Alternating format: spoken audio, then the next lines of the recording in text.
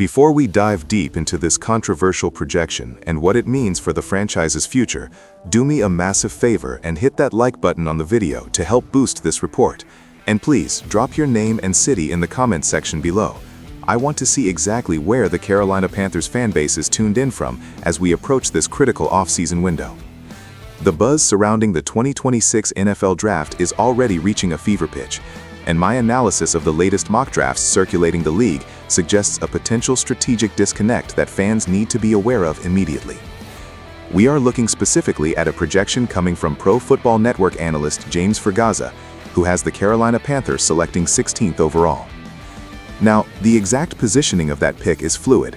If Carolina makes a playoff push, that number stays around 19, but if things go south, we could be looking at the 11 to 13 range. However, at pick 16, the board Fergazza has constructed presents a scenario that I believe would fundamentally misunderstand the architectural needs of this roster. The projection has the Panthers selecting Notre Dame running back Jeremiah Love. On the surface, if you are just looking at college accolades, getting a Heisman finalist outside the top 10 sounds like a value proposition. Love has had a tremendous collegiate career and brings an explosive element to the field. However, when you peel back the layers of roster construction and resource allocation, this selection would represent a catastrophic misallocation of assets. My sources and general league consensus emphasize that unless you have a generational talent like a Bijan Robinson or Saquon Barkley, taking a running back in the middle of the first round is a luxury reserved for teams that are one piece away from a Super Bowl, not a team in the middle of a comprehensive rebuild. This isn't about Love's talent, it is about the Panthers' reality. The reasoning provided in the mock draft suggests that Love would be the top running back added to an offense finding its form with Bryce Young and Teteroa McMillan, effectively ending the player's slide down the board. While the sentiment of adding weapons is always popular, it ignores the crowded room already present in Charlotte. Let's look at the data regarding the Panthers' current backfield, because this is where the selection of Jeremiah Love falls apart under scrutiny. The front office has already invested heavily here. In the last 2 years alone, the team spent a second-round pick on Jonathan Brooks and a fourth-round pick on Trevor Etienne. Furthermore, and perhaps most importantly, they handed a contract extension to Chuba Hubbard. When you combine high draft capital with a significant veteran extension, you are signaling to the league that your running back room is set. Hubbard has proven himself to be a more than capable starter who can handle the workload between the tackles. Etienne offers versatility as a backup and change of pace option. Even if there are concerns about Brooks' long-term durability or knee issues, or if Rico Dowdle, who has made a fantastic case for a new deal, departs in free agency, the room remains one of the deepest positional groups on the entire roster. Adding a first-round pick to a room that already houses a second-round pick, a fourth-round pick, and a highly paid veteran is the definition of diminishing returns.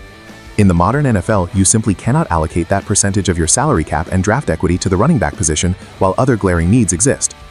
The opportunity cost of this projected pick is what makes it particularly egregious.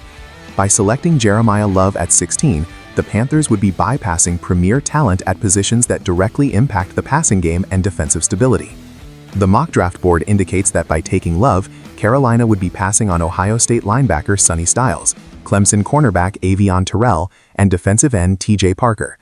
I've been told by scouts that this defensive class is rich in the mid-first round, and for a team that needs to generate pressure and solidify the back end of their defense, skipping a potential cornerstone edge rusher or a shutdown corner for a running back is negligent.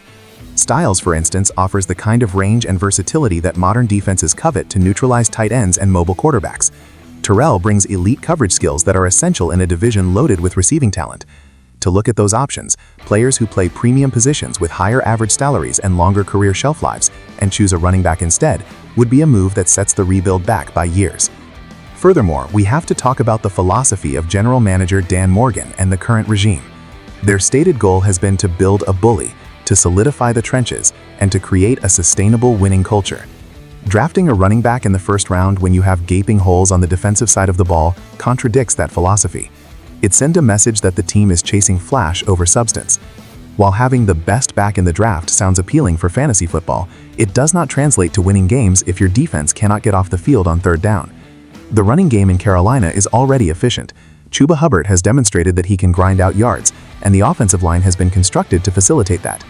The marginal upgrade from Hubbard, Brooks, Etienne to Love is not worth the massive upgrade you lose by ignoring a player like TJ Parker or Colton Hood. It is a game of economics as much as it is a game of football. A first-round cornerback is on a cost-controlled contract for 5 years, providing immense surplus value compared to the veteran market. A first-round running back is immediately one of the highest-paid players at his position the moment he signs his rookie deal. There is also the narrative aspect regarding the offense finding its form. The report mentions the unit gelling under Bryce Young. If the passing offense is indeed ascending, the logical move is to protect that asset or get him the ball back faster. You protect him by drafting offensive line depth or elite separation receivers, though with McMillan out wide, receiver is less of a desperate need than defense. You get him the ball back by drafting pass rushers who can force turnovers and 3-and-outs. Drafting a running back arguably takes the ball out of your developing quarterback's hands. It implies a shift to a ground-and-pound philosophy that doesn't align with the heavy investment made in Bryce Young.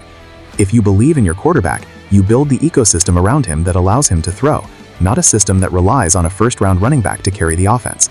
The presence of Jonathan Brooks is the wild card here. Spending a second-round pick on him was a significant commitment.